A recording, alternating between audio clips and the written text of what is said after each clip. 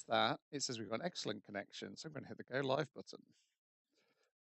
And then close the thing, which might cause me to not have an excellent connection at a later date. It says we're live, so let me find the script and read out the words I always say of a Tuesday or a Wednesday or occasionally a Thursday. You are listening to Let's Go, the weekly anime podcast about weekly anime from Dynamite in the Brain and Secret of the Sailor Madness. So come along and hang with the Let's Go gang. It's Dwayne. Oh. It's Niall. How are you? And it's me, Brian. And on this episode, we are covering anime that aired the week of the 24th to the 30th of July, 2022, with a couple of exceptions, starting with Spriggan, Episode 4, Berserker. Who's the enemy this time? Well, it's the British military and also a German scientist. I'm going to guess he's a German scientist by his name being Mauser. Yes. By his name being a name for a German gun? Yeah, yes, probably. Yeah. So, okay, America, Russia, the British. Who else is who was the bad guy in the third one? The three-part conglomerate of defense contractors. I've forgotten. Metal Gear fucking hates those guys. Mercenaries. Yeah, exactly. Obviously those guys. So PMCs. yeah. But today it's the British who are the enemy. Yes. Well, the SAS started out and still basically are a mercenary group, so it's a matter of time before they showed up in this. Only a matter of time. Pretty much, but it also makes me think the fact that these random SAS guys know exactly who Yu Omane is, because they're like, oh, that's that guy. He's the Spriggan. Means that you're one from the first episode who couldn't find any information on him. It's just really bad at Googling, you know? I mean, like, they say it's a publicly traded company. His name is available on the fucking internet. He goes to a public school. It's very obvious where he is at. I get the impression that from this episode that occasionally Arkham have worked with the SIS. Yeah. And that's why they are aware of him. They're aware of him in a professional capacity. Yes. Yeah. It depends what circles you're running, like, you know. Yeah. If you were in this, like, you know, Snatching Ancient Treasures like game for your country or for world domination, you probably have run into this dude. He may have killed you before. Yeah, I couldn't quite tell whether Arkham at some point had lost track of this or they found multiple ones of this one in the past. They found this before. There's a couple of these, like, when they go into it, like, when you go back to ancient history things, you know, they've had like vehicles and things on par with, like, you know, like tanks and shit, but they're all ancient golden ideas. So it stands to reason to have a few killer robots lying around. Yes. So yes, what they've discovered is the thing codenamed the Berserker, which is essentially a giant robot from the artier end of an 80s OVA, I would say. It's got the weird shapes. Like, it looks like an egg initially, but it's clearly like those are pectoral muscles folded up. You can't fool me. That kind of thing. Yeah, it's like, oh, someone liked Alien, and has everything has to be biotechnology. But we'll apply it to a giant robot, but a big beefy giant robot, just a big old war machine. It's pretty neat. It's got like a Yokoyama type like aesthetic to it, I suppose. Yeah, it definitely doesn't look like something designed by humans. For one thing, it's got like 6 arms, so I mean that's not the regular amount. Yeah, so, and it's got little like kind of like its orifices that look kind of like semi-organic, but most people they don't spit out like anything else. They spit out lasers and occasionally missiles. I like the way the little eyeballs things on it seem to be made out of Dragon Balls. They have like a little star on them. That just reminded me of that. But the most you has the most important thing. Yes, the thing he has to do is get this mission done and get back to school for sports day. Yeah. It kind of opens with him again being called into a job. He's like, I've done a job every week, this thing, and like I did appreciate. Because last time we were complimenting the boss, then don't go on the dangerous mission. This one is like, oh, I thought you already quit school. Okay. I'm not paying attention to your personal life. I'm concerned for your health, but not for your welfare. But he does say we'll get you some catch-up lessons back at Arkham. It'll be fine. It'll be fine. He'll get into college on an athletic scholarship. It'll be all right. Yeah, for sure. Have you seen him run? Well, horribly fucking injured. that's without the armored muscle suit. But yeah, the reason he has to get back is one of the students is she's going to be leaving school next week, so she wants to have one last memory with all the class, and he has to make it for the school sports day. Which he's like, it's Tuesday now, and that's Friday, so I can probably finish this mission by Friday. She just wanted to win, you know. She just wanted to class, and he knew he'd be a good ringer or something. Saying, you fucking turn up for the relay race, you son of a bitch. I'm not leaving this school a fucking loser. Yeah, I wonder if there's more in the comic of what Mouser's plan is, because like whether he dragged the British government into it in the first place, and then he's surprised that they're not going to let him release his findings, because it seems to be his finding. Around with his, he found it, and he's standing around with three of his his yes men, other scientist dudes. I guess like student scientists. But he's like, it's a pity the British government's involved. Oh well, I mean, I guess they helped out, and there's like explosions going off in the background as you is fucking blowing up the SAS basically, or they're blowing up him most of the time. He manages to get there just too late and has to chase them. He wanted to hook himself onto the plane, but I thought he was gonna like hook himself onto the plane, like pull himself in, like tear off the door, hop in, and that kind of shit. But it's like he was trying to use his feet as brakes for like a 6-engine or something like that plane. I was like, dude, that's not gonna fucking work. He's gotta try, right? You know, this muscle suit's pretty good. Haven't tried it on a plane yet. Gotta follow him to Shropshire and a hive of advanced research. Yes. Has Shropshire or Birmingham ever been in an anime before? I feel like that might be new. I'm going to say Birmingham probably has, and Shropshire probably has as well. Okay, fair enough. Is Shropshire that base where it had the big UFO incident? I think it was. Yeah. Oh, that would be more likely to be in an anime. Yeah, sure. And I'm sure something's mentioned, like a study of the University of Birmingham, similar to that study of University of Southampton that's in Tensai Bakuman. Like it's only the Hospital of Birmingham that shows up in this one, but still. They catch up with him there, and the scientists are aghast that it's just like, wait, you're going to perform military experiments on it to see what military applications it has? As the military? This wasn't part of the deal. Are you telling me that this killer agent robot that's stuff full of lasers and missiles was used for non-peaceful applications? Well, they don't know they don't know the giant egg is a robot yet, but they do know it's a it's some sort of compound metal that maybe they could make that seems to have really high resistance. So like, we'll just run a huge current through it and see if we can figure out what it's made of. And you turned it on. Yes. And by the time you get there, everybody's dead except for Maria Clemente. And it turns out Mauser, who's slowly dying, but is then scuppering that Maria and Yu's plans of taking care of the Berserker by opening all the doors. Because he's like his mad plan is he's got a bit of rebar going through his torso, and it's like, okay, if I can prove that ancient weapons exist by letting this fucking thing out into the middle of England, like, and it just going hog wild, then more research will go into the sciences that I so love. Is that his plan? That's his plan. Also, he'd be remembered because currently, remembered as a guy who unleashed a berserker on England. Yeah, the great plan. But I think he's probably just treated like a crank at present. Yeah, for sure.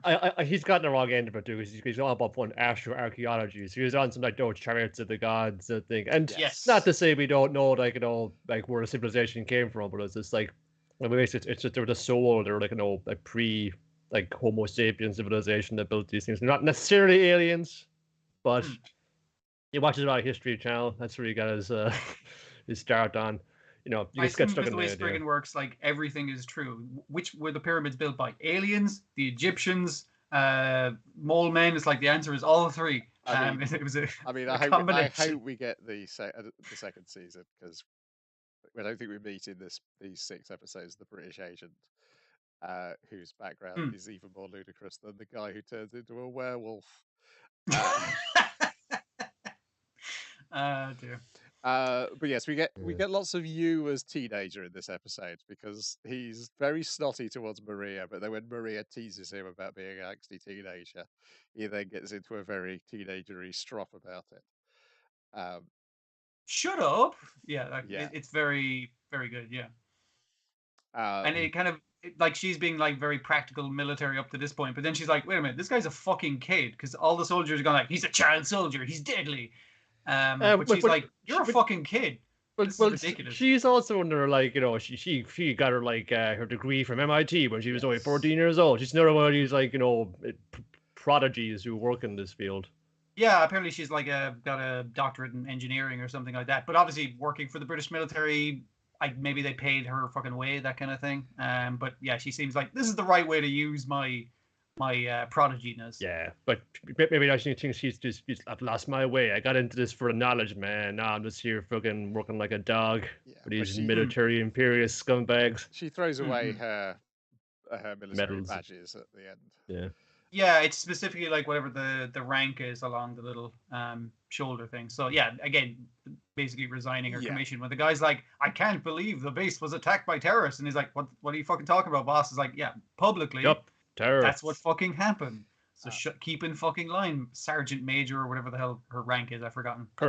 We also get into Yu's worry about, if he loses his humanity at any point, that's why he's got to make time for school. He wouldn't be any different from the Berserker. He'd just be some weird science fiction weapon of war.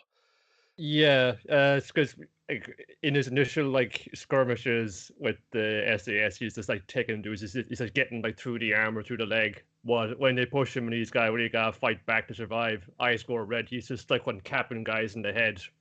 Yeah, it's like one shot, one kill with like a handgun, just as he's grappling his way up a cliff kind of thing. And I was just like, yeah, it's pretty. He could be just as scary as the Berserker, but he chooses like humanity and like his connection to his friends and stuff as the thing to ground him. Like a glimpse of like multiple kids with the red eyes when he's explaining his fears to Maria, and you're like, hey, there's some sort of background we're going to get at some point. Yeah. Again, it was touched upon like in the film, so it makes because it made sense in the film because we need to give like this pathos to you. He's not just this like action man coming in, just busting things up. He's got a reason for why he is as good as he is at the age that he is. It's tragic. Now I'm trying to remember how they finish off the Berserker. I know Maria has to deal with Mauser. They lure us into the nuclear bomb shelter. Then like they bust. Like he stabbed it with his knife earlier in the episode, and it broke through the armor. But then it basically like he had to kick it off a cliff and various other things. It was just like, but it was gone with his knife, and it's like, okay, that's my favorite knife. I gotta get that knife back. it's my really cool knife. But when he brought him into the bunker, he got his knife back, obviously. But he also released a bunch of steam, which to refract the lasers. Exactly. The more air it has to cut through, including like thicker air like steam, the less power of the laser. Cuts its head off retrieving the knife, but then it predictably goes into the self-destruct sequence. So you gotta get out of the building, boom, boom. He's running through the doors as they close, and yeah. And he still acts like, as you say, a stroppy teenager while doing that, which is kind of great. Again, keeping the humanity and not being as much of an action hero, despite all the cool shit that he's doing. Maria's like asking if he's okay as she's bleeding out from being shot by Mauser. And then she wakes up in hospital, and we get as you say, the cover story that the DIS and the government have put forward, and and he barely makes it in time for the anchor for the relay. Hooray! Hooray indeed. I like the way what's up with all the bandages. It's like I was burned. That's his only explanation. By what? How? Where? Lasers in England. All right. Yeah. Just leave it be. This felt like the episode they've lent on the CG the most. Felt like a lot. Yeah, because all the soldiers, the plane, he takes a quad out onto the thing. The Berserker itself. I mean, like some of the eye bits on it kind of look okay, but yeah. Yeah. But we know they're able to do it. We get that actual sports day. There's like some good like running animation on there. again, we know that they're able to do this, acting it. This is probably like, yeah, you just gotta go against a killer robot. If you like explosions and gunfights, there's a lot of that in this, and there's not like a ton in the fun thing. It can't set from the start. There's a killer robot, we gotta stop it. That's sort of it. Just it doesn't take too many more twists than that. It feels like an action movie where they have most of the budget on pyrotechnics and special effects for guns, and also one giant robot that they can use. But yeah, I don't know. It was pretty good, you know. I like there's some good like rendering of like tactics they use, and just like the pounding that you was taking. It's just like, you know, one dude with a handgun, and there's a whole regiment there with fucking RPGs, and he's just like fucking, oh man. I gotta get back up to sports day. It's never gonna work out. Anyway, next week it's Dan Aykroyd's favorite episode, The Crystal Skull. Right, pocket time. Let's see if it does it better. Next on the list is Bastard, Heavy Metal Dark Fantasy Episode 5, Duel. I think this is my favorite episode so far. Yeah, same. I think like the exceptional horniness of the last episode sort of numbed me to this one, so I could accept it being like, I'm a wacky cartoon all the fucking time. Yes, just completely breaking the fourth wall by the end, because they're like, he's only got 2 spells left. What's he gonna do? But first of all, before we get to that bit, they've got to fight a Freet, a guy made of fire. We get an explanation of the D&D magic systems. And yeah, he's got to fight this guy, but he only knows fire and thunder. And Princess she remembers, I've heard of a spell you can use against fire. It's cold. And apparently Dark Schneider. I don't know any cold spells. No, man. Didn't like them. Too much history there. It's too soon. I had a friend in the party I used to be in who did all the cold spells, so I didn't take any. So yeah, I'm kind of shit out of luck there. You just stay behind this barrier, Princess Sheila, while I go step outside into the 1,000-degree heat, or whatever they're claiming it is. It's turning the floor to magma, essentially. The boiling point of stone. I did appreciate the kind of guards, like presumably some of them, not all of them, but some of them survived the Minotaur. They're like, let's just go up these stairs. Hey, it's pretty hot in here, isn't it? Is that magma coming down the staircase? Oh no. They're having a very bad dungeon crawl, basically. But Navi usually gets up at the 3rd floor. And he beats him with a fire spell. More fire. Just to humiliate I used your fire spell to make my fire spell hotter, thereby hot enough to burn you. And Ifrit is shot by you in the face as he's kicked through a wall. Yes. Thrown into where Gara is. And then Gara's like, ha ha ha. Well, yeah, the sword is now. He goes back in his sword, so now the sword will answer to Dark Schneider, but Dark Schneider doesn't like to use swords, except for the one sword he's after. He does mention the name. Is it Exodus? Is that the sword he's after? Yeah. Yeah. He doesn't want this one because it's like fire sword, but I got fire spells. Why would I need a fire sword? That's doubling. I don't need more of that. And then we get to the bit where Gara claims that he's had sex with Yoko, in the hope that this will leave Dark Schneider unwilling to fight. He'll give up on her. Yes. Instead, it just succeeds in making him more angry. Yeah, and it is creepy, obviously. Obviously, he's a massive creep. I'm not going to deny that. But it's done in such a comedic way. It was like, yes, and we totally did a sex. And it was really good. It is all the... It's all the effect of I'm going to go, say this to make somebody else to make your boyfriend jealous. Yeah, and it's done in a comedic way. But I think the thing that makes it even funnier is the Dark Schneider kind of going like, "What, really? Oh man, You saw the goods? Oh yeah, I saw them. Oh yeah, wow, they're like, oh, they're pretty good. Oh man, wish I could have been there, and I want to be there. It should have been me." He has failed the insight check. Now we fight. It's the bits where the Lucian part of his soul appears in the Dark Schneider face is always. Yeah. Because Gara comments on him, it's like, he doesn't seem to have the same personality I remember. He seems way nicer than the guy I remember. The guy I knew was a real prick. Was it against him? I can't remember. When did he use the spell called Dave Mustaine? Oh, Mega, he's going like fun. Abracadabra, Dave Mustaine. If only that's going to be the Megadeth spell. Yeah. And yeah, he's casting it here. Because Dave, they both go for their moves, and each of them chops off the other's like right arm. Yeah.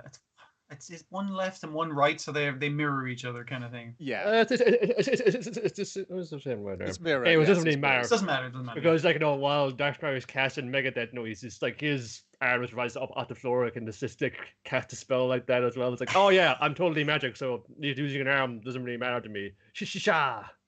Also, Garrett just seems to grow his arm back at the end of the episode completely unexplained. Dark Snyder did that for him because I know, but like obviously because Dark Snyder's nice now, basically. It's like, well, he did destroy my entire castle and level it to the ground, but somehow there's no collateral damage. Everyone survived. I feel like at least some of the knights and the ninjas must have died in that situation, right? But the baby dragon didn't die because he knew that he satisfied my beloved pet. While he's Dark Snyder, he's all powerful magic. He's using it, with some more like consideration for the lives around them. Yeah, it's bizarre considering the last couple of episodes how this is like, oh, and they're all friends at the end. I was like, fucking what? How would they? That's crazy. You're crazy. They're all back together again, and like Yoko was like, "You dummy, you've done that. I'm still going to kind of fight me for and say, oh, what's that?" And then he's fucking there as well for and say, "No, I saw him first." And then she's off to the side. There's no room for old Sheila and this romance. Yeah, because that's the constant things of Sheila and Yoko kind of looking at each other, going like, "Oh, do you like him? Do you like him?" And they're kind of looking at that with each other. But then at the end, she's like, "There's no room for me in this love triangle. I got to stay out of this." Yeah, I do like that. But anyways, you better get back to Metallicana because the rebel Dark Army is attacking it as we speak. Oh shit, we better get back there. Anyways, let's get our gear together. The Dragon voice, "Hey, Dark Snyder, who said that? It's me, the baby dragon. You say we gotta talk." Like, whoa, we're talking dragon. Okay. That's not that unusual, I suppose, but he's just been going like for the last few episodes, and he's just been saying his own name, isn't it? Like a Pokemon. His name is Hans. He's just been going like Wagya, kind of catchphrase noise. And it kind of looks like the model of a dragon they'd have models pose with on the cover of the Dragon magazine at the time in Japan. Okay, that sort of cutesy little dragon. I was wondering whether it was his withered in a smaller form in the previous episode. See, that's what I assumed it was. Yeah, because like we haven't seen that big thing since, and it's been the cute dragon up to the after that. I was like, yeah, maybe it can get bigger and small, and also obviously talk or something as well. They explained he'd be able to use more than 2 spells because I guess he basically showed a manga logic. They discuss it. It was like, well, you fired me up with your words, which allow me to access untold wellsprings of magical power that I didn't know I had before.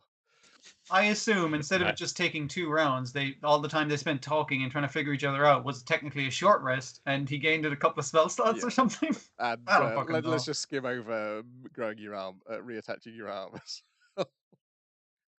That would be a spell, and apparently had enough for it. Yeah. I like the fourth wall breaking. I like that they feel like very big D&D fights as well. It's a lot of fun this episode, but as I was taking the screenshot, after taking the screenshot of Uncle from Another World last week, I was like, boy, Netflix do like that 1990s Vertigo color palette of making everything kind of brown. Yeah. But see, it's Netflix, and they they make all the cartoons that the other companies don't dare to go near, including making them ugly. The brown ones. I was like, oh, my memory of watching it, I was like, oh, this would be a colourful episode. And I was like, oh, no, even with all the reds we've got, it still feels very brown in this episode as well. Yeah, I feel like with the age and like the time in which this is clearly fucking from, you just need to like increase that fucking brightness contrast sliders a lot. It's not heavy metal rainbow fantasy. It's heavy metal dark fantasy. Come on. I mean, like you can throw the contrast up so it's got dark shadows and very bright fucking colors on top of that. Yeah. That's fine. I'm fine with that. Anyway, we can get our color from Yurei Deco, episode 4, The Ghost Detective Club. I think we're 4 months since the end of the last episode. Everybody thinks that something like that. Berry is dead. Nobody knows who Hack is, so they just think he's dead, but nobody cares. But really, they're alive, living on the fringes of Tom Sawyer, and have now formed a ghost detective club where they take on their first case, where someone claims they've lost their daughter, but it turns out very quickly from Hack examining his personal record, he's actually lost his avatar. Who's like a daughter to him. Yes.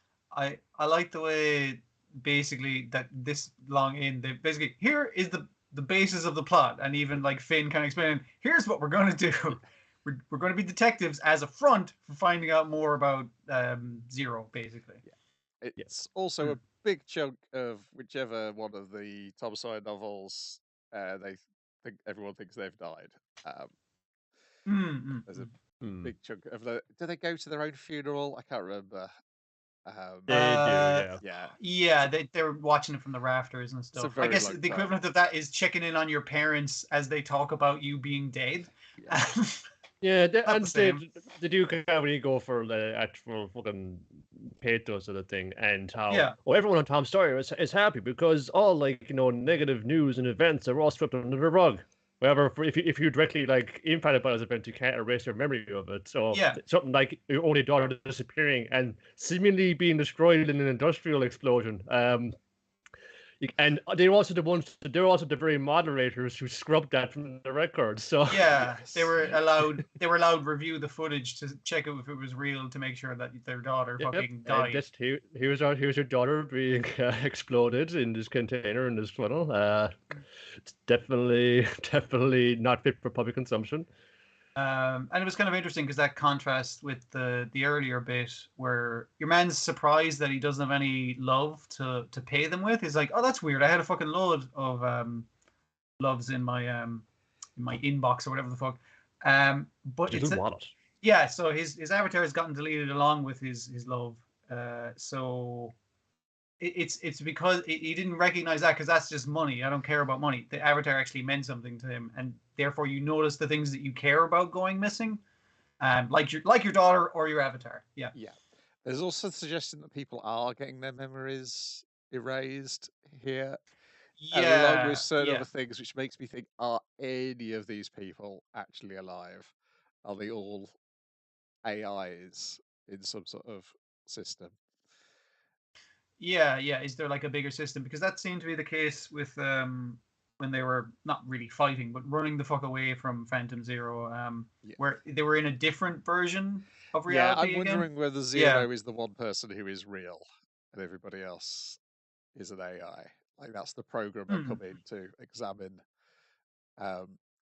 what's happening to the AI. It's trying to turn it off and on again by resetting everything to zero. Yeah.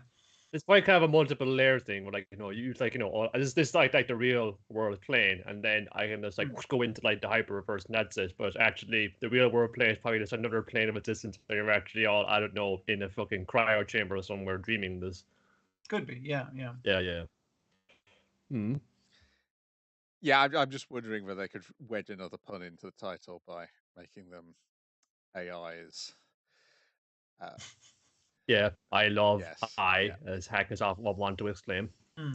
Also, very much a magical girl show established by the last 3 episodes include this. I mean, it's not just turning into your dad. You can turn into a cool lady to check the public records. Sexy hacker woman with the with those rectangular, very Bridget Nielsen style shades. It's pretty good. I think because she didn't really do it in the opening, I didn't really get the new design because obviously she lost her avatar clothes, the clothes she walks around in, because her profile has been deleted along with all her loves and likes and stuff. But the whole thing of turning her hat so the fake eye is facing forward and it covers over her actual real eye kind of thing, so she can go invisible. I was like, that's a nice visual. That's pretty cool. Yeah. And there's definitely more than just the visual aspect, because she's shouting around her 2 best friends from school. It's like, hey, it's me. I'm here eating your ice cream. And they're like, do you hear that? It sounds like the breeze. So there's obviously more editing going on to their perception than just visual. Well, she's got her fucking like her camouflage on, so no wonder she's like, oh yeah, I forgot, I'm invisible. But it's that like the fact that they can't hear her shouting right beside them, and also she talked when Finn makes them like some fried rice earlier in the thing. She's like, oh wow, it doesn't have like a flavor profile that's automatically loaded into me. And I was like, okay, so definitely more than just your visual perceptions being fucked with here. It seems like a much more immersive virtual reality thing, yeah, where it's just like you can touch things, but or it just gives at least the illusion of touch. That's the feedback you get off of it. Because she's saying it's so weird having to touch stuff. So when I was thinking, when she's gone into that phone booth to turn as a different avatar to access the public records, and she puts on the glasses to do that, I was like, those goggles probably aren't even there. That's a fake pair of glasses she's putting on her fake body that she's wearing over her regular body. I'm just like, Jesus. Yeah. Again, it's with the cops. No, if you just took out their phone, their cyber eyes, rather than having to put like glasses over their glasses to see through the AR invisibility cloak. Yeah. It's just fucking weird. No, rather than this, like, no, maybe we don't need all this shit. Let's invent another thing to put on top of it, and that will fix the problem. It's just like, yes, technological solution to a fucking problem that was invented and came about because of open technology. The solution, more technology. Yeah, buy this thing; it'll fix your life right up. Hank builds a dog that can sniff out data. It's a cute robot dog. It's not very clever, but I mean that's also a very good dog. Yeah, I think it was like this, the robot lawyer in the previous episode, and the robot pigeon at the end. That was the other thing which was making think: is everybody going to be a robot? What's there was a few bits of this I enjoyed where obviously Barry's the only one who takes on the case of the missing avatar. Hank actually, there was a knockoff version of Foxy Lady playing on his radio, which I thought was great. Really distinct. I don't know, guys. Can you could just call him Hendrix or something? You could have just went with that, honestly. Yeah. Yeah, because they think the avatar has been caused by the Zero event from episode 1. But it turns out that it was just content control had accidentally filed it away and discarded it. So they have an interesting like way of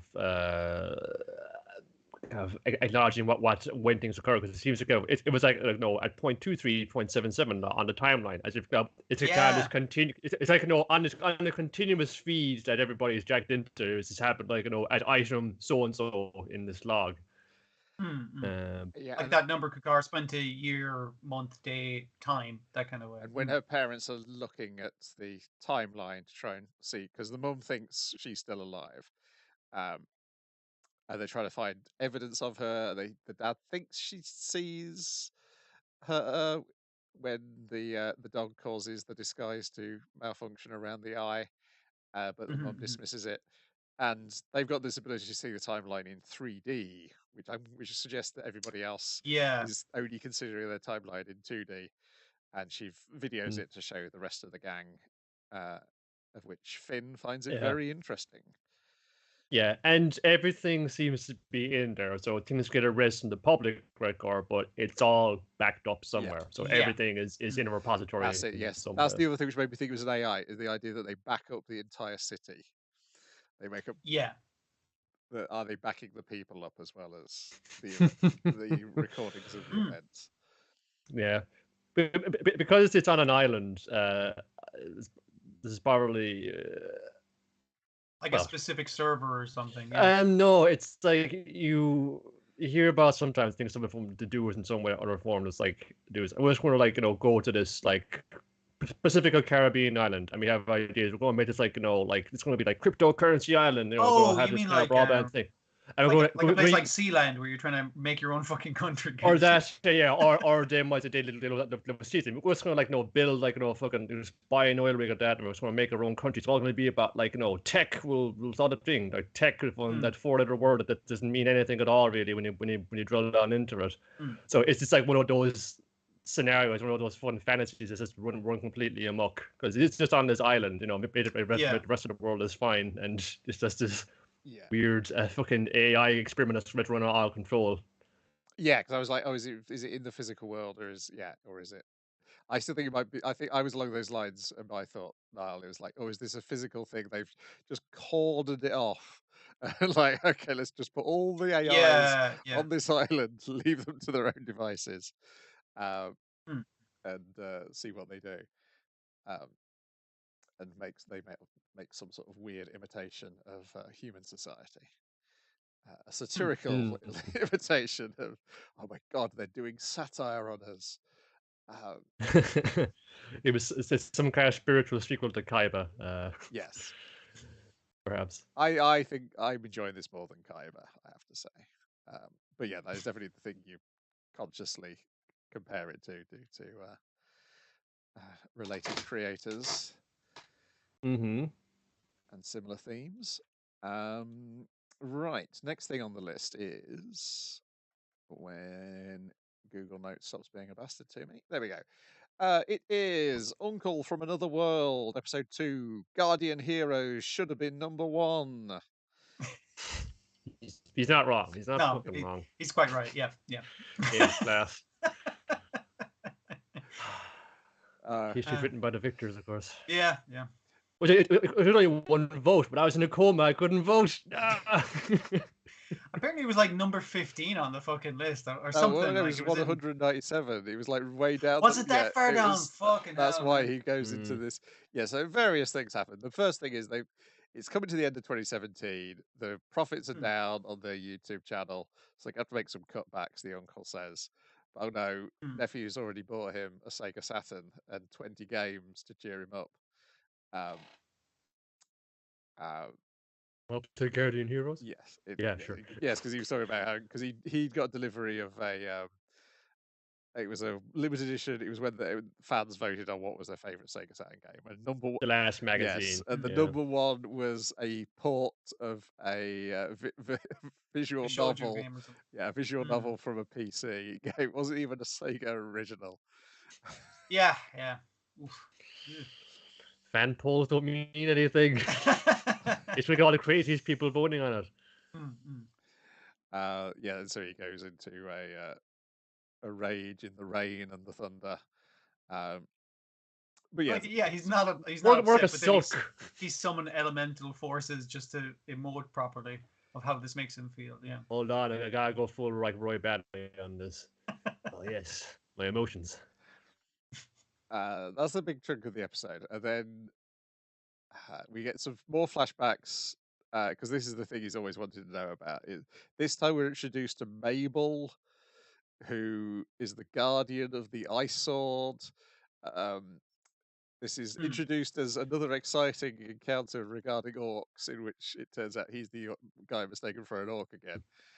It's basically like them talking about RPGs, because he's like, oh, I wasn't really into RPGs when I played games. And it's like, you were stuck in an RPG for 17 years and you weren't into RPGs? Yes. And he's like, oh yeah, I had to go on a quest once. And he goes on this fucking thing. It was like, yeah, so there was this dragon terrorizing a town, but there was this maiden whose heart was ice and froze everything around her, and she had an ice sword. But in order to melt the ice, in order to get the ice sword to defeat the dragon, she desired the flowers that reminded her of her mother.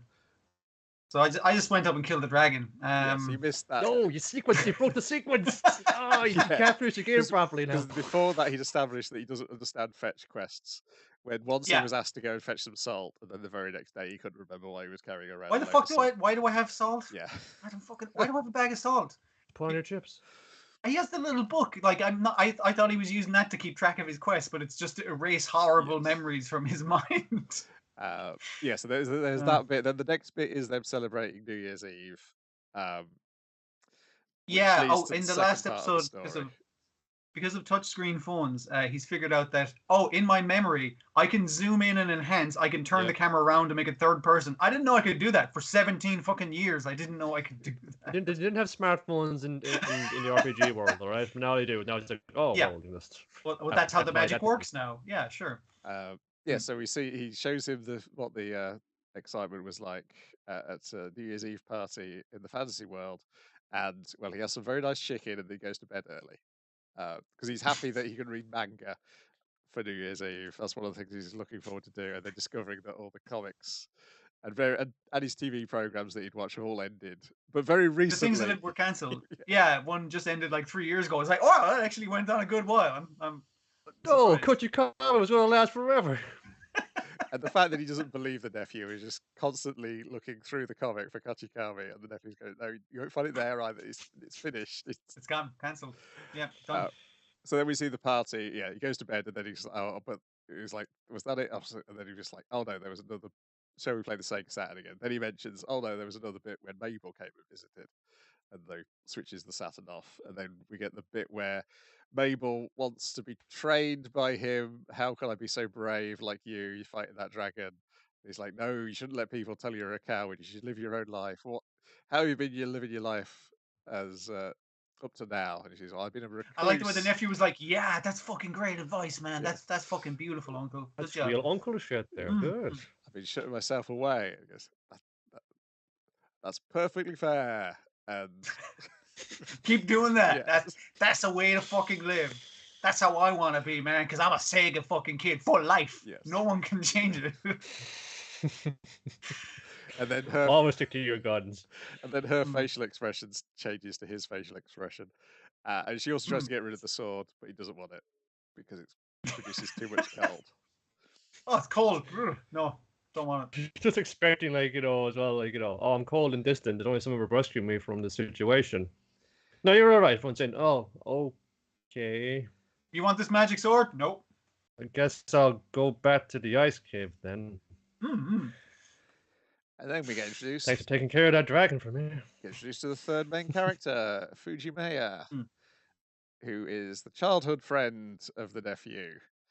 So you know exactly what the fuck she is. Yeah. Yes, and she wanders past the uncle who's creepily talking to himself.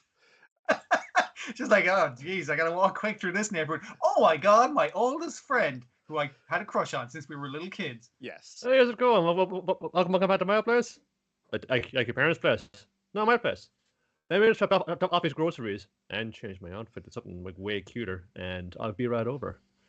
Yeah. A creepy old man from the park is there, though. Actually, he's flown in. Just get yourself in. I'm just going to go out and get some stuff. And then she comes in. He comes into the window. He starts speaking in fucking in Latin or whatever the head he's fucking meant to be fancy talk. And he tries to grab her by the head and erase her mind, basically. Well, yeah, I think he thinks she's a burglar because he calls her the enemy, and he's like, no, she's old friend. And this is where we get into the thing of he's not completely oblivious, and also his nephew is oblivious in similar ways to how he was in the fantasy world. Yeah, it's kind of like him and the uncle have the thing in common of being self-oblivious, but outwardly not oblivious. Yes. Yeah. The uncle is just like when he's trying to erase this fucking intruder's head, and it's like, no, uncle, she's cool. He's like, oh, you're his friend. Thank you so much for being my nephew's friend. That's really sweet, And he's just like, oh, I see how this is. You took a shower and thing before you got here. I see. Yes, when he uses a spell to read her mind, but he's already pointed it out already. And the nephew is like, no, we're 100%. She like gets flustered when he points it out, and then. It's like, no, it's not like that, uncle. We're just friends. Like, there's nothing sexual or anything. I'm not interested in her in that way. And she's like more and more like getting hurt by this, basically. And then we go into the Eva bit, where the nephew panics that maybe he does realize what tsundere is. You watched Evangelion? It's like, of course, it was sponsored by Sega. I had to watch it as a Sega.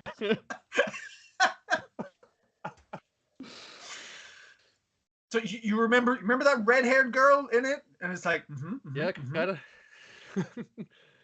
She's kind of hot and cold, Yeah. We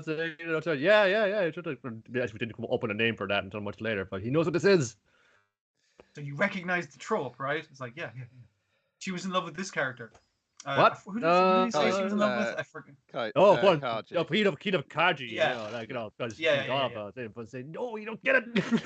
That's the obvious, like, that's just the surface reading of the fucking character. Oh my god. That's never going to happen, when he's going to be both beside her, and she's got to punch the kid her own age. Then there's another delivery, and while he's going to deal with that, she tries to convince the nephew to give the uncle the heave-ho And then she'll take a job, and she's like, "Oh, you want to move in?" And she gets flustered again. And it turns and he's out, like, "Oh wow, because we could share rent. Yeah, that'll work. But my uncle's living here though. yes, Tough. and it turns out the parcel is 50 kilos of rice. And it wasn't the uncle who ordered; it was the nephew who had ordered them. And so, yes, he feels ashamed. But he's getting the debt stare from both her and the delivery. Yes. The Amazon guy who had to come up 2 flights of stairs with fucking 50 kilos of rice. Come on, dude. Yeah. It's quite a very funny show. It is. And it's a weird thing between perfectly normal everyday stuff and just this wild weirdo of a fucking uncle who's actually very boring. Yes. Yeah, that's he's struggled through 17 years of living in a fantasy world. It's just it is. He's like the first kind of person you'd expect as a lot of these things. Oh, but he's so versed on these game things. When he goes in the other world, he'll know what all the systems are and go on with. But he's just like just kind of fumbling on through it. And he's no like frame of reference point saying this is just like one of my Sega video games. He's never isn't like that. Because we've had so many fantasy world isekais that are like the guys is like, I understand the tropes of this, and this like guy's like he's not conventionally attractive, like everyone is ridiculously attractive in this game. And he doesn't know any of the fucking tropes. Yes. If you've seen it all done, in a general sense, you've seen it kind of like laser focused in the guy who plays nothing but Nobunaga's ambition gets sent back in time to where Nobunaga is who may or may not be a hot lady this time, and using his knowledge of playing Nobunaga's ambition, and he knows all the ways to all the tactics and everything. Yeah. Not from history class in school. No, only from Nobunaga's ambition. And this guy's love of Sega has not saved his ability to function in society or fantasy society. Yeah. He's a man out of time. He wasn't sent to a side-scrolling beat 'em up world. He'd been fine in that world. Then we've got Chimimo, episode 4, the hellacious battle of siblings. And all hell, an artistic explosion. In the first part, Mr. Hell is wondering how he's going to cause hell on Earth. It turns out he does not need to do any work at all, and yet takes the blame for it towards the end of the episode. I mean, like his anarchy, like give him a buzz on the phone. It's like, oh, what you need to do is sow dissent between humans because they're very likely to fight. And he's like, how the fuck am I supposed to do that? Meanwhile, the sisters are arguing about what the middle sister wore the youngest sister's shoes out, and she really wanted brand new shoes, and she did want to break those in. So the feeling of wearing a new pair of shoes, man, I was waiting for that. He's like, "When are you getting a bit of shape for? Just a pair of shoes? Yeah, well, fuck you. It was fun hanging around the house for fun. Always fucking with a beer in your hand. What's your fucking deal? Let's just start throwing shit at each other. Then start throwing Chimimos at each other." And the place gets pretty wrecked, and he's like, whoa, we don't want to fucking burn the house down because they accidentally threw wings, the fire-breathing one. And it's like, we'll take this out and fight by the river. Let's take this outside, yeah. The damage that happens there is negligible, basically. We'll do a tug of war with the Chimimos. We'll just throw them at each other with Chimimos. They'll form Chimimo homunculi. Fight for us. They will summon more of their brethren from the abyss, and we get like a whole thing. And Mace naming a phone saying, "That's Piggy," and that's fucking like that's like the name anymore. I just bring it off here. They form a giant robot and a kaiju. Yeah. So I presume that's other ones that you can eventually buy with merchandise on. If you like any of those ones. Yeah. Do you like the fat one? Well, the fat one is now a keychain. So congratulations. And the destruction is terrible that they wrought on Earth. But what's the van that distracts them again? Is it like the garbage collection? The garbage collection, because that's why she was wearing the trainers, was because the little sister had forgotten to take the rubbish out, and so she was doing it for her. And they're like, "Oh, we were fools to be fighting." Came from a place of love. Yeah.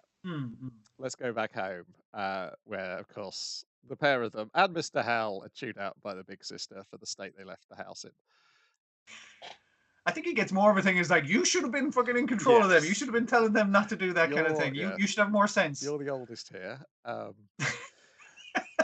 It's everybody calm down, have some biscuits, and let's let bygones be bygones, all right? All of you's back to hell now.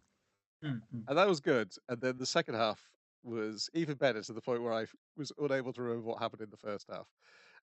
The first half is like the better animation with all the Chimimo forming giant monsters and everything. So again, there's all those robot animators that are hiding in non-robot shows. So Yeah. they've gone to ground, but we're rooting them out bit by bit. So in all hell, an artistic explosion. I can never remember the sisters' names. The middle sister, Hazuki is the middle. Yes, Hazuki, she's pondering what she should submit, because she doesn't like her tutor, because he grades it on like a out of 100 system, which is just like, that's bullshit. It's art, man. You shouldn't have a grading system. Also, and they're just like, that's fine. He appears to not like any. He doesn't like any of the students. Yeah, he's constant. Before he says anything is really fucking funny. How blasé, how pedestrian. And the other sisters are telling it, well, it doesn't matter. You just make sure you submit something. Which is the thing which was drilled into me like first year of university. It doesn't matter if you submit anything good or bad, just make sure you submit something, so you'll get. You may as well get some marks. Yes. There may not be a lot of marks if you fucking half-ass it, but it'll be better than submitting nothing, which you get 0 for. Yeah. And who knows? Maybe this will actually catch the tutor's eye, and he'll be blown away by it. So she's going to do that. Unfortunately, Mr. Hell has destroyed the piece of art as when he was asked to clean her room. Well, he thought it was the Pence twins, like sleeping, and he's like, "I would fucking hear cleaning shit. You guys aren't doing shit, huh? Wake the fuck up!" And he knocks them off the shelf, and it's like, "Oh, that was a sculpture of them." So I'm gonna have so he needs. They're sleeping on the couch behind him, and he's like, "Fucking quick, get up on this fucking pedestal." And yeah, that's your job today. Stay like that. Yes, and they get 100 points from the tutor, and then they get put in an art show, and then they get sold for 1,000,000 yen. Yeah, he remembers when he put like, I like the way the kind of guy at the auction was kind of like, can I get what do we say, like 1,000 yen for this? Anyone? Like 1,000,000 yen by an eccentric art collector, a real collector. Like, fuck. Yeah, and then she discovers that the statue was broken, but she doesn't want to give the money back because she's planning on dropping. She discovers it after she's come home with tickets to France, a suitcase, and she's like, bonjour, sisters, I'm going to France. Me, I'm French. Yeah. Well, she's going to the Louvre, and that makes sense. She spent a million then took to France's phone and staying fucking some 5-star shit right there. Well, that's walking around money, you know. Yeah, Mr. Hell wants to get. He can't allow the Pants twins to be sold as art. He's got to go and get them back. So he breaks into the compound of the art appreciator. And then they see that he's already discovered that they are Chimimos, and he's having a wonderful meal with them. And then all the other Chimimos look at Mr. Hell, and they decide, well, this was a much better life for us. We'll move in here as well. Come on, man. We're talking about family. Because initially he can't get in because they're like, "Hey, I'm Mr. Hell. I'm an emissary from Hell, and I believe you have 2 of my Hell spawn." And they're just like, "Yeah, we don't want any." And they just close the door on him. He's like, "Okay, I'll use the Chimimo to break in," but then the Chimimo betray him for a better life. But you know, it's obviously a temporary thing. They still love you, Mr. Hell. It's fine. Yes. Because Hazuki is guilty of saying, no, and anything's possible as long as you got a family. So I can get a refund on that ticket, and let the cat out of the bag about this whole thing. Not before Mr. Hell smuggles himself into the house as a piece of art in his giant furry form. That's how he decides to break in. But yeah, she hands back the money. And he's like, "Oh, I mean, like, I appreciate you coming clean like that. But yeah, they've already went back home to you. You know, They left like half an hour ago. You just missed them." So he gives the money back, but he also gives the Chimimos and Mr. Hell a present. It's a statue of one of Mr. Hell's favorite babes, the Statue of Liberty. Oh God, you shouldn't have. You got the gams on her. And then he has to pose as art for the next assignment, and he gets 0 out of 100. Too much going on. It's too busy, you know. I'm only seeing a lot of rage here, but not much else. Like your prior work was like small, compact, and like you know, it was simplified. Like layers, man. It looks like two mascot characters you've stuck together in a pleasing way that would make a good charm or something like that. Whereas this is a giant furry man. I don't really think that's going to sell as well. It's not about setting, man. What does it mean? What does it say about our world, about our society? Also, paying back the million yen was only a loan to Mr. Hell. He now owes Hazuki a million yen on top of all the other money. There should be, like, before the end credits, there should be a running tally of how much he owes these I'm girls. wondering if they're going to charge him for his own birthday in the next episode. Oh, God, probably. Yeah. Poor bastard. Yeah, what this was is that? What was very that with good a running show. tally? Oh, what was that? There was like a running tally of all the money they needed to pay back. I know, I can't remember.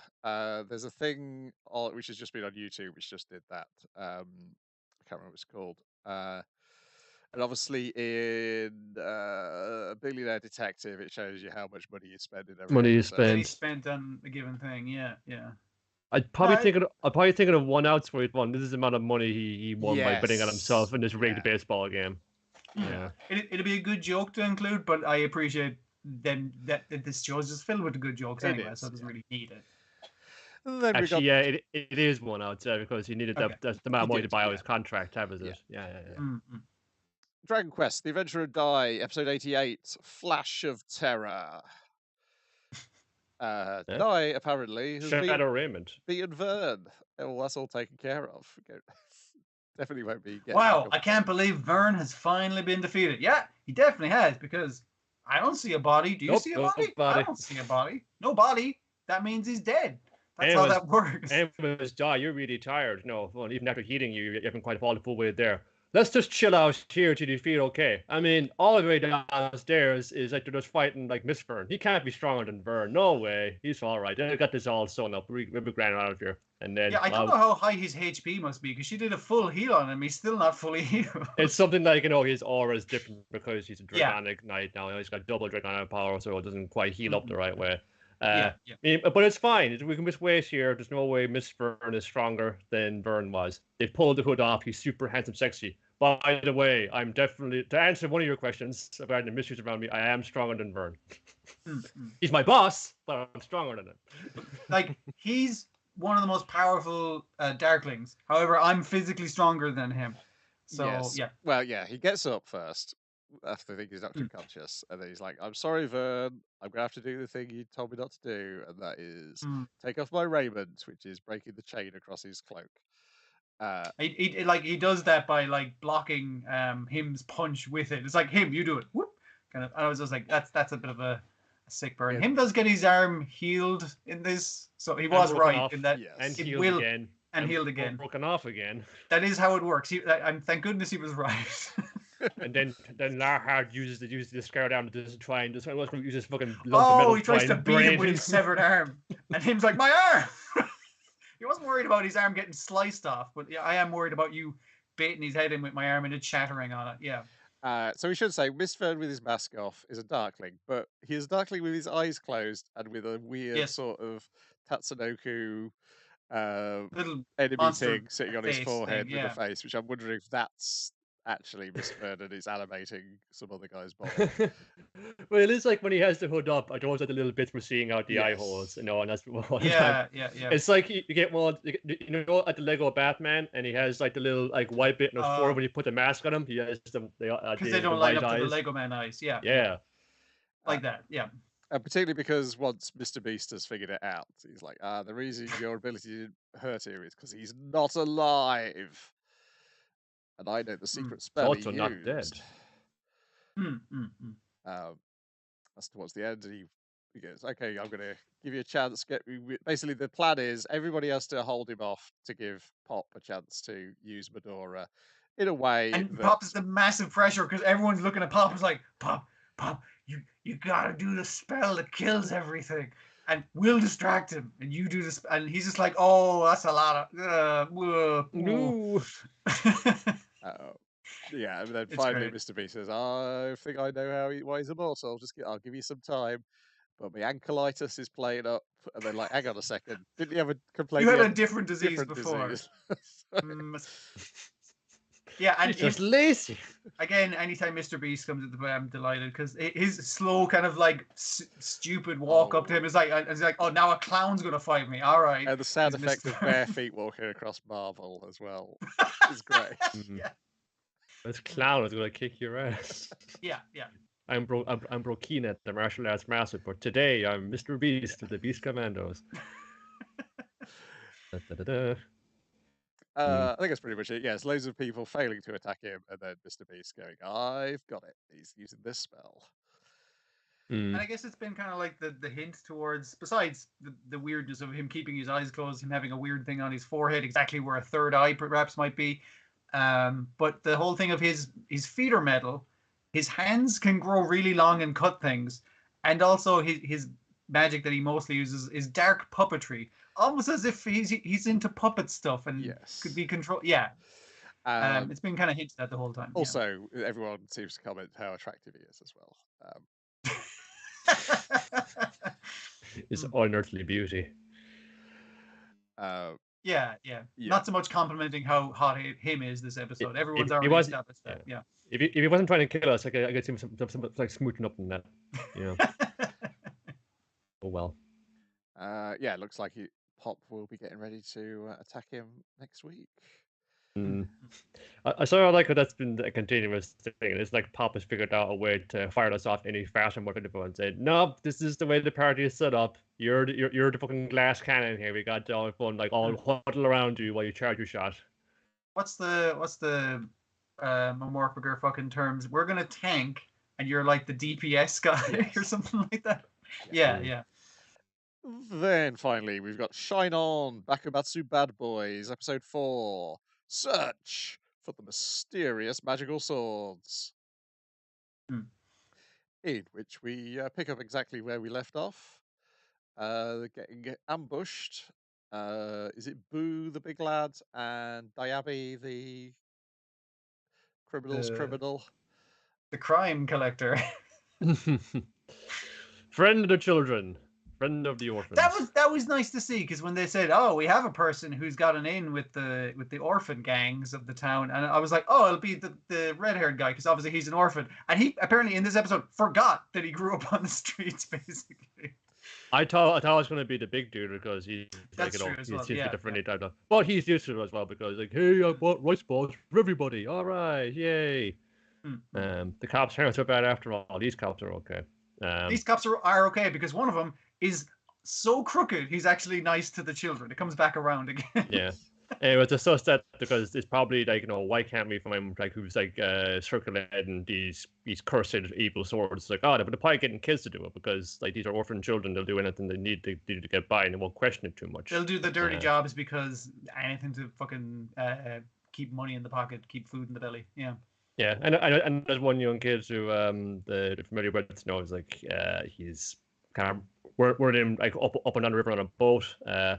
I'm guessing as well he's from the same background as the old fella because there's like their darker skin tone and he has like the tattoos around his like the old fella's around his wrist, so he's probably from Ryukyu. Which in those days was like a prison colony. Unfortunately. Figure out that they're all split up again as well, aren't they? So you've got the assassin is torturing someone. The cliffhanger from last time. The dudes who were lying in wait to stab them while they were asleep. They've got there's one of those guys in there who's going to torture him for what he knows. It's funny because the guys like your man with the red hair is kind of like, I don't want you to torture this guy. I don't trust you. You're a father killer. You're a real piece of shit. And your man's like, whoa, he killed his dad. I wasn't going to talk when he tortured me. This guy's crazy. That's fucked up. They accidentally invent good cop, bad cop while not torturing this guy, and then he gets tortured anyway. So while the hitman thinks, am I turning into my father, and then gets yelled at by their boss. Like, we've got the information, you can stop torturing him. Also, turns out we get the information from elsewhere as Akita meets up with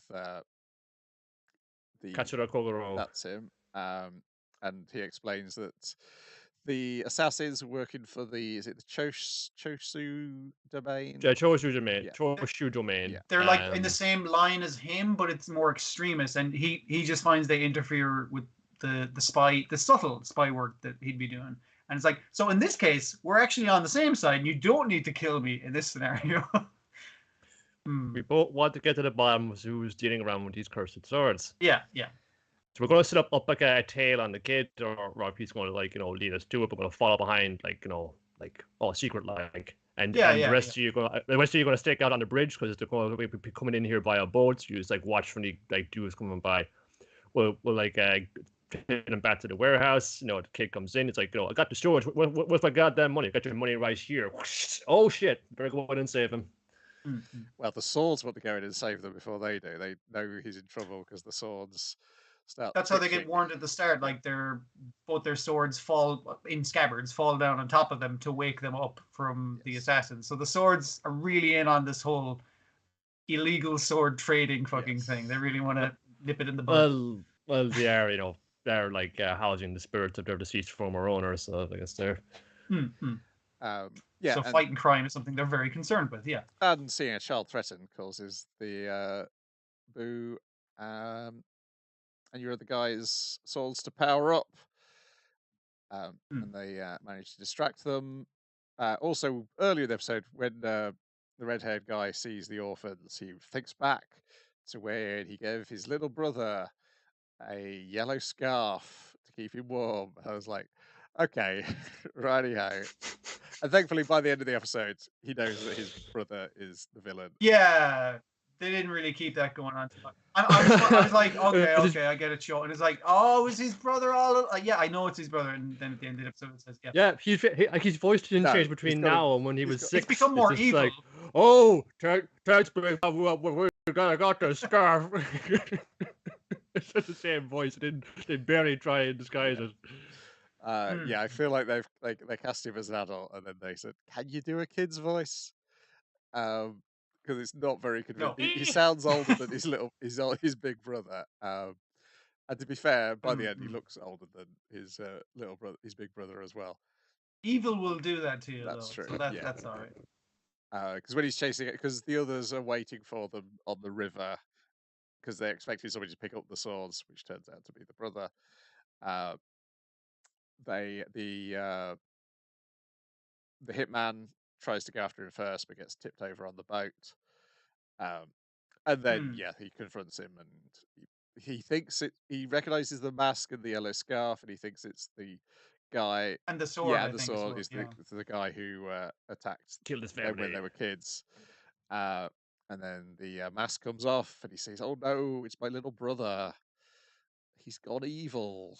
And Yeah, it wasn't even the little brother going like, oh, "That's my name. I'm the brother you're trying to avenge." He's like, "No, I don't use that name anymore. I'm evil." That's it. Captain of the Masked Demons. Because that's the other thing we learned. Yeah. This faction is cool. The Masked Demons. I was like, "Oh, this is the ideal place for this reveal. If you're a 12-episode series, this is where you want to stick this beat.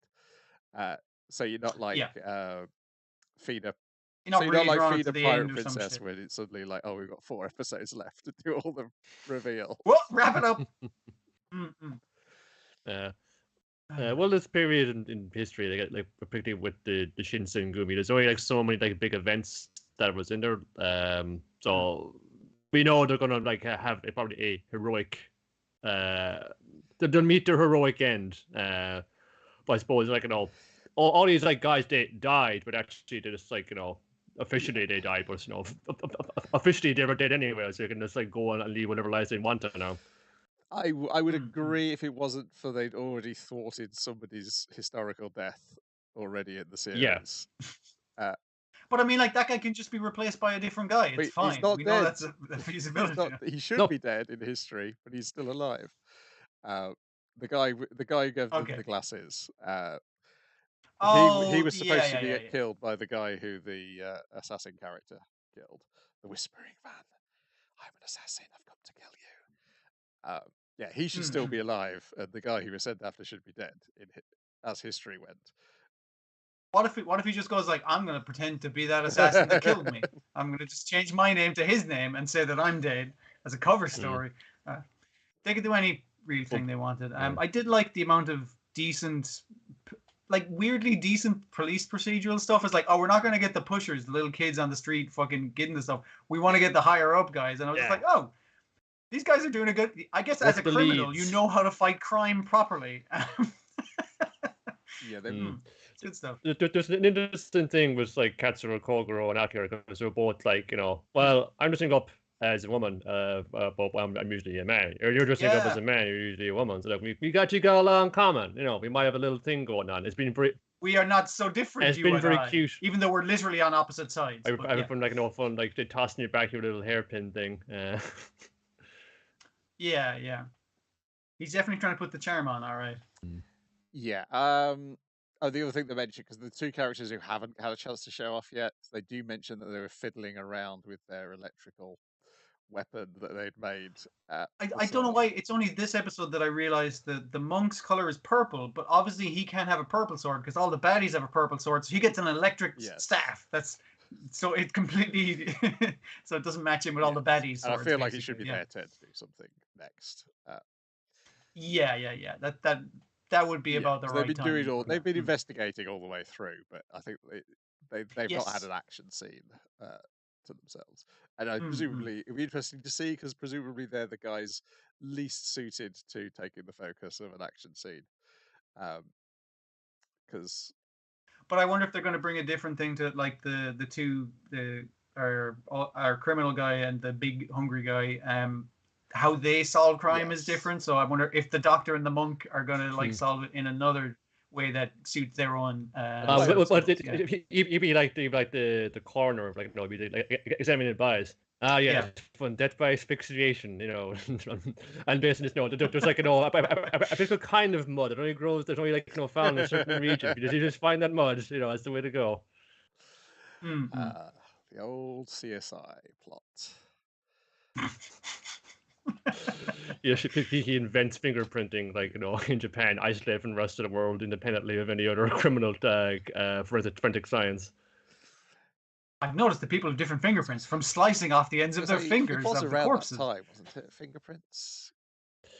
The 1800s, yeah. Yeah. Because that was wasn't that like a Sherlock Holmes thing? That's what popularized. Yeah. Well, like he was. The French police are doing it, so it must be cool. Yeah. I also I like the fact that Boo isn't very eloquent talking, but we know from his writing that he's very eloquent when in the written word. Because there's a lot of times where he's just saying Boo, his own name.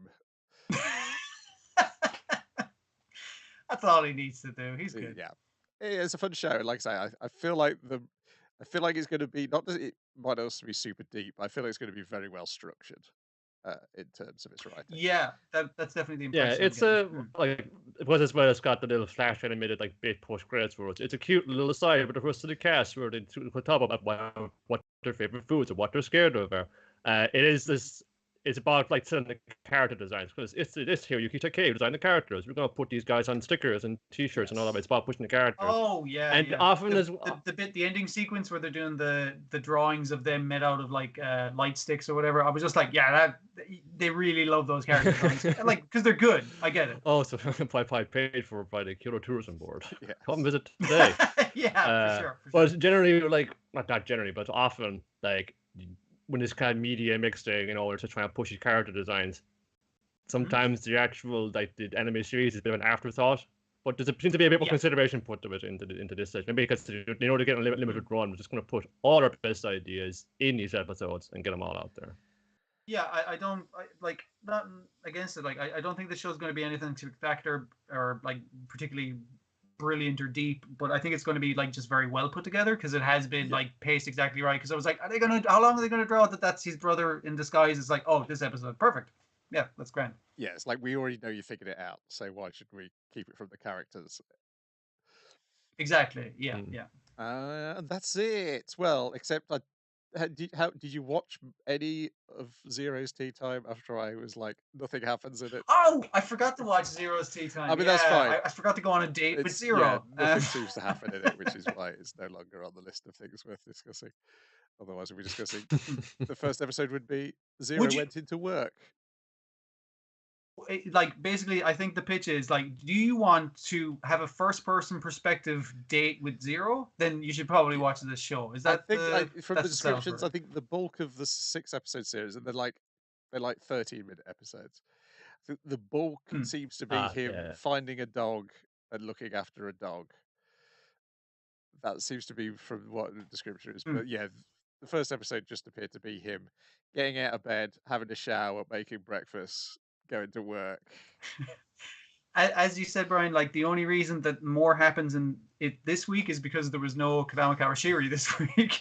So other than that, more would happen in that technically 1 minute long anime. Yeah, it reminded me of when I think it's Comic Festa. I think that's who they adapt, like the porno strips aimed at women. But they do like an all ages version of them as well, and that's what it reminded me of. In that there's nothing sexual happens, but there is a general boyfriend vibe occurring.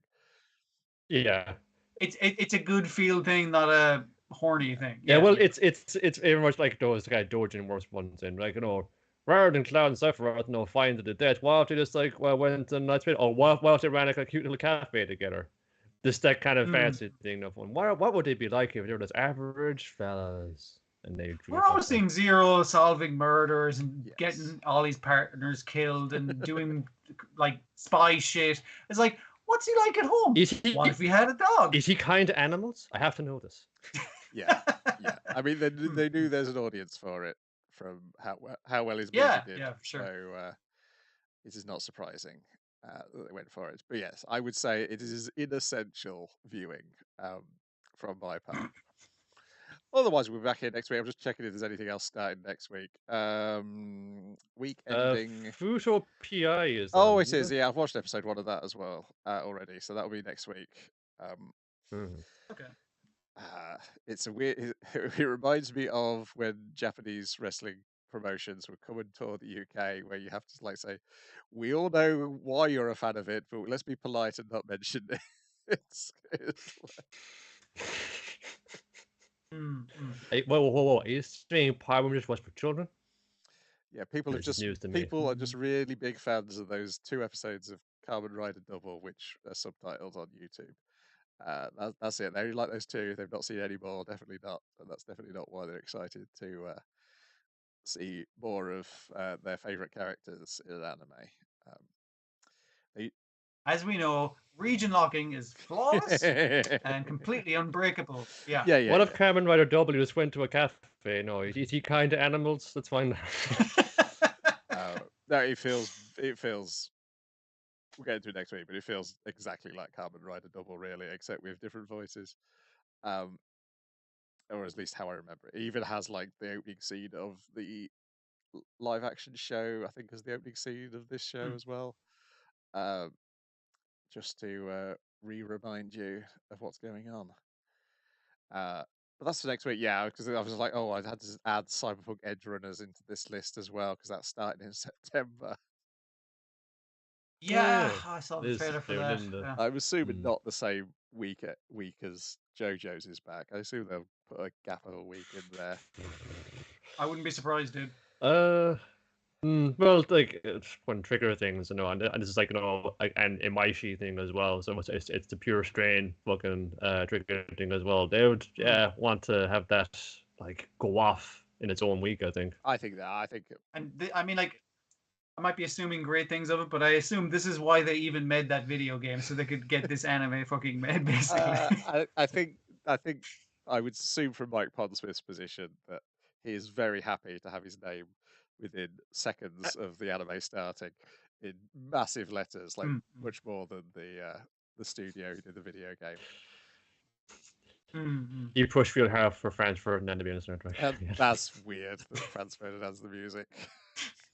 Again, this is the second time that I know of that they've been used for an anime. And both involve in Imaishi as well. Yeah. Because he did some animation on the ending theme where it appears in Paradise Kiss. Yeah.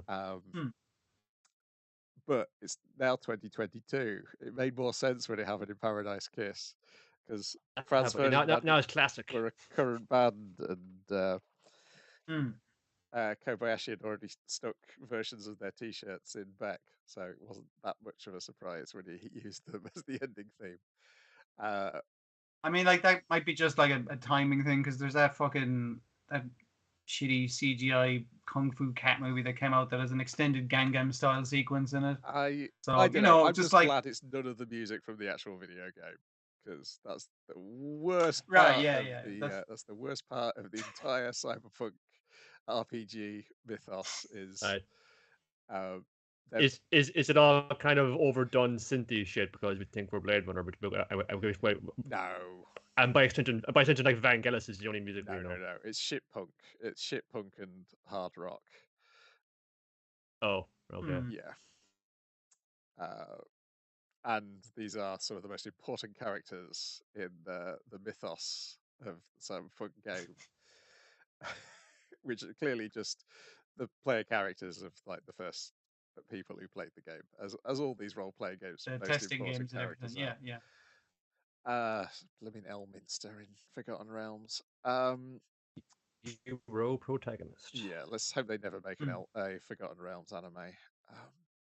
Don't think I could take it. Though that live action D&D film looked pretty good. Anyway, that's nothing to do with this. Let's end this podcast. Good night out there. Bonne nuit, mon ami. Stop mine. Oh.